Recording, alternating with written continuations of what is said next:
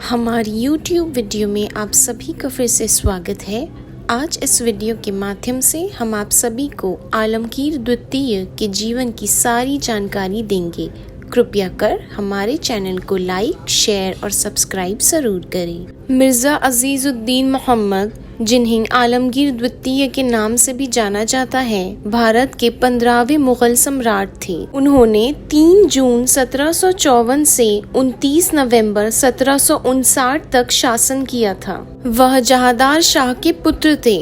जहांदार शाह के दूसरे बेटे मिर्ज़ा अजीज़ुद्दीन को 1754 में अहमद शाह बहादुर को उपस्थ करने के बाद इमादुल मुल्क द्वारा सिंहासन पर उठाया गया था। सिंहासन पर चढ़ने पर उन्होंने आलमगीर की उपाधि ली और औरंगजेब के दृष्टिकोण का पालन करने की कोशिश की। सिंहासन पर उनके प्रवेश के समय वह 55 वर्ष के एक बूढ़े व्यक्ति थे। 1756 में अहमद शाह दुर्रानी ने एक बार फिर भारत पर आक्रमण किया और दिल्ली पर कब्जा कर लिया और मथुरा को लूट लिया, जबकि मराठा इमादुल मुल्क के साथ अपने सहयोग के कारण अधिक शक्तिशाली हो गए। आलमगीर द्वितीय और उनके कब्जे वाले वजीर इमादुल मुल्क के बीच संबंध अब बिगड़ गए थे और उनके परेशान रिश्ते इमादुल मुल्क द्वारा आलमगीर की हत्या में समाप्त हो जाएगी। आलमगीर द्वितीय का बेटा अली गौहर दिल्ली से उत्पीड़न से बच गया, जबकि शाहजहां तृतीय को सिंहासन पर रखा गया। प्रारंभिक जीवन।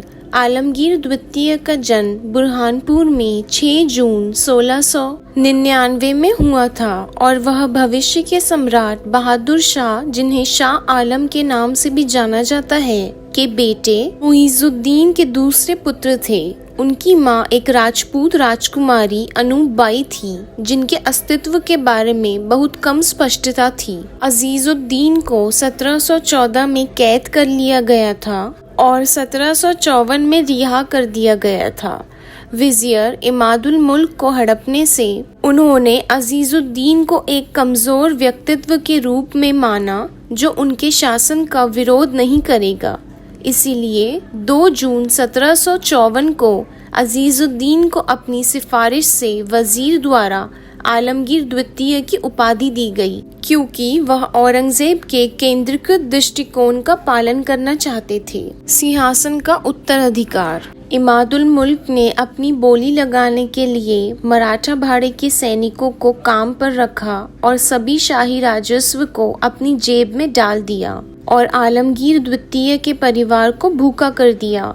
उन्होंने आलमगीर द्वितीय के बड़े बेटे अली गौहर को भी बहुत सताया। तब से आलमगीर द्वितीय और इमादुल मुल्क के शासन के बीच संबंध इतने खराब थे कि बाद में नवंबर 1759 में उनकी हत्या कर दी गई थी। उनका शासन। आलमगीर द्वितीय के उपद्रव के बाद मुगल साम्राज्य ने आवेगपूर्ण रूप से फिर से केंद्रीकरण करना शुरू कर दिया, खासकर जब कई नवाबों ने मुगल सम्राट की संतुष्टि और मराठा के प्रतिरोध के बारे में उनके समन्वय की मांग की थी। यह विकास इमादुल मुल्क द्वारा स्पष्ट रूप से अस्वीकार्य था, जिन्होंने मराठों के अदम्य समर्थन के साथ अपने अधिनायकवाद को मजबूत करने की मांग की थी। उनके अमीरुल उमरा और मीर बख्शी खान डावरन साथ के बेटे मिर्जा अशरफ बने रहे। मुगल सम्राट के साथ अहमद शाह दुर्रानी के संबंध और मजबूत हुए जब उनके बेटे तैमूर शाह दुर्रानी को आलमगीर द्वितीय की बेटी ज़ोहरा बेगम के उत्तराधिकारी के रूप में चुना गया। अहमद शाह दुर्रानी ने खुद भी पूर्व मुगल सम्राट मोहम्मद शाह की बेटी हजरत बेगम से शादी की थी। जुलाई 1757 में रघुनाथ राव के नेतृत्व में मराठों ने दुर्रानी साम्राज्य और मुगल साम्राज्य के बीच स्थापित गठबंधन को अस्वीकार कर दिया। उन्हें इमादुल मुल्क द्वारा सहायता प्रदान की गई और लाल किले के सामने 30 किलोमीटर दूर डेरा डाला और जमुना द्वारा सभी गांवों पर कब्जा कर लिया। मराठों ने आलमगीर द्वितीय के निवर्तमान मीर बख्शी नजीबुल दौला के साथ अपने लेफ्टिनेंट कुतुब शाह और अमन खान और दिल्ली महानगर के अंदर 2500 की मुगल सेना के खिलाफ लड़ाई लड़ी। नाराज मराठा ने घाटों में आग लगा दी और खाद्य आपूर्ति को दिल्ली में प्रवेश करने से रोक दिया। जबकि नजीबुल दौला ने लाल किले के आसपास के क्षेत्र के बाहर अपने भारी तोपखाने तैनात किए। जब मराठों ने दिल्ली में प्रवेश किया तो सम्राट आलमगीर द्वितीय और उनका शाही परिवार किसी तरह भरतपुर राज्य भाग गया था। मराठों ने शहर और दिल्ली के लोगों को लूट लिया था। मुगलों द्वारा निर्मित मस्जिदों और तीर्थ स्थलों को अपवित्र कर दिया गया था और पेशवा ने विश्वासराव को मुगल सिंहासन पर रखने की साजिश रची थी। इमादुल मुल्क को मीर बख्शी और मराठों के समर्थन ने फिर से नियुक्त किया गया था। दिल्ली में प्रवेश करने के कुछ समय बाद मराठों को सूरजमल द्वारा भेजी गई एक जाट रीजेंट का सामना करना पड़ा, जिसने अब दिल्ली पर संप्रभुता का दावा करना शुरू कर दिया था।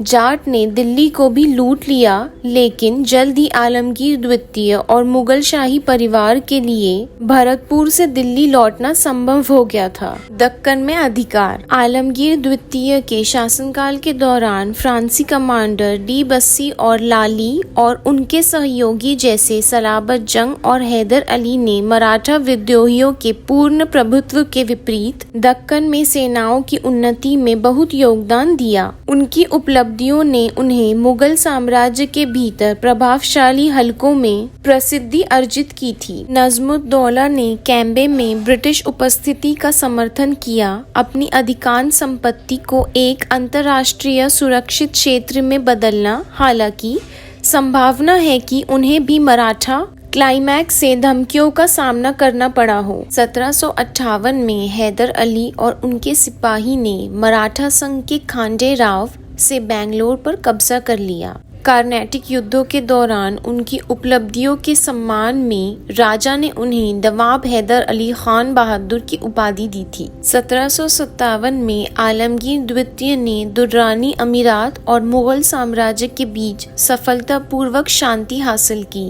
आलमगीर द्वितीय ने एक वैवाहिक गठबंधन भी हासिल किया जब तैमूर शाह दुर्रानी ने फरवरी 1757 में मुगल सम्राट आलमगीर द्वितीय की बेटी गौहर अफरोज बेगम से शादी की और अहमद शाह दुर्रानी ने 1757 में पूर्व मुगल सम्राट मोहम्मद शाह की बेटी हजरत बेगम से शादी की। चांदी का रुपया आलमगीर द्वितीय AH 1172 की तारीख के नाम पर जारी किया गया था।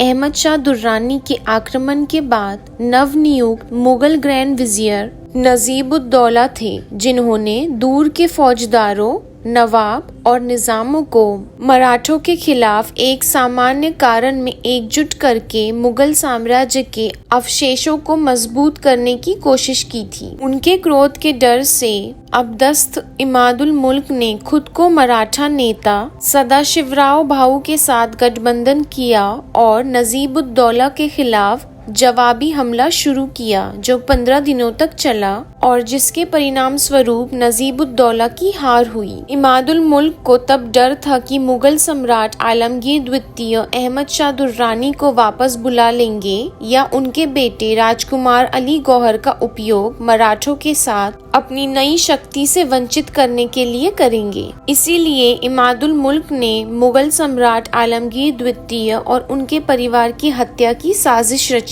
अली गौहर सहित कुछ मुगल राजकुमार हत्या से पहले भागने में कामयाब रहे। नवंबर 1759 में मुगल सम्राट आलमगीर द्वितीय को बताया गया कि एक पवित्र व्यक्ति उनसे मिलने आए हैं। आलमगीर द्वितीय, जो पवित्र पुरुषों से मिलने के लिए इतने उत्सुक थे, कोटला फतेह शाह में उनसे मिलने के लिए तुरंत निकले।